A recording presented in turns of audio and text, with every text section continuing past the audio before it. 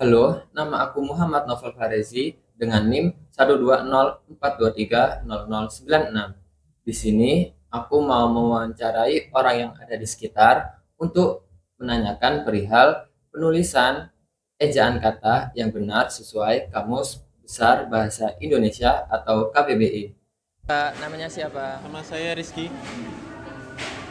Saya mau bertanya tentang penggunaan ejaan sesuai KBBI. Boleh Kalau Kak, monggo. kalau menurut kakak, penulisan kata yang dipakai ini dipisah atau digabung? Eh, Kayaknya digabung sih Mas. Nah, kata Kak Rizky, penggunaan kata dipakai ini digabung. Itu benar. Karena setelah kata di itu adalah kata kerja. Jadi penggunaannya adalah digabung. Contoh lain seperti digunakan, dibeli, ataupun dijual. Ya. Kalau untuk ejaan yang kedua, penulisan di kampus ini dipisah atau digabung? Kayaknya juga digabung juga deh.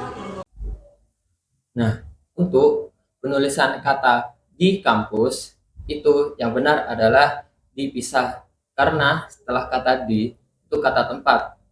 Jadi kata di kampus itu dipisah. Contoh lainnya adalah di rumah, di pasar, dan di sekolah. Baik, untuk ejaan yang ketiga, penulisan apotek ini yang benar menggunakan apotek menggunakan E atau apotik menggunakan I. Eh, apot Apotek kayaknya pakai E.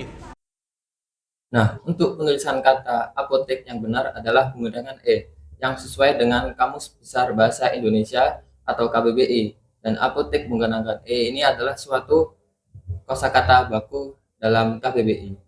Siap, makasih Oh Kak. iya, sama-sama. Permisi Kak, namanya siapa? Irvin, Siapa? Irvin. Irvin, siap. Di sini aku mau menanyakan penggunaan kata ejaan yang benar atau yang salah. Untuk pertama, penggunaan fotokopi ini yang menggunakan K atau C? C. Siap, berarti fotokopi menggunakan C. Nah, untuk penulisan kata fotokopi yang sesuai Kamus Besar Bahasa Indonesia yang baku adalah fotokopi menggunakan K dan penulisannya tidak dipisah. Jika penulisannya dipisah dan menggunakan C, itu adalah penulisan kata tidak baku dan tergolong bahasa asing, yaitu dari bahasa Inggris. Untuk yang kedua, praktik menggunakan I atau praktek menggunakan E? Menggunakan E.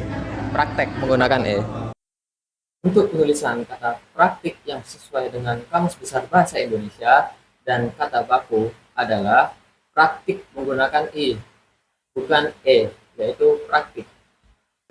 Untuk yang ketiga, kos atau kos pakai T atau enggak pakai T? Kos harga ya? Kos ya kos tempat tinggal, Oh, gak pakai T. enggak pakai T. Kata Kak Irvin tadi itu benar ya. Penulisan kos itu tanpa T yang sesuai dengan KBBI, Kamus Besar Bahasa Indonesia. Siap, makasih Kak Irvin. Oke. Pada foto ini terdapat banner yang bertuliskan "Mohon maaf, ngamen gratis. Tidak melayani permintaan sumbangan dalam bentuk apapun tanpa izin RT atau RW." Nah, dalam banner ini terdapat kesalahan pada penulisan kata izin yang menggunakan J.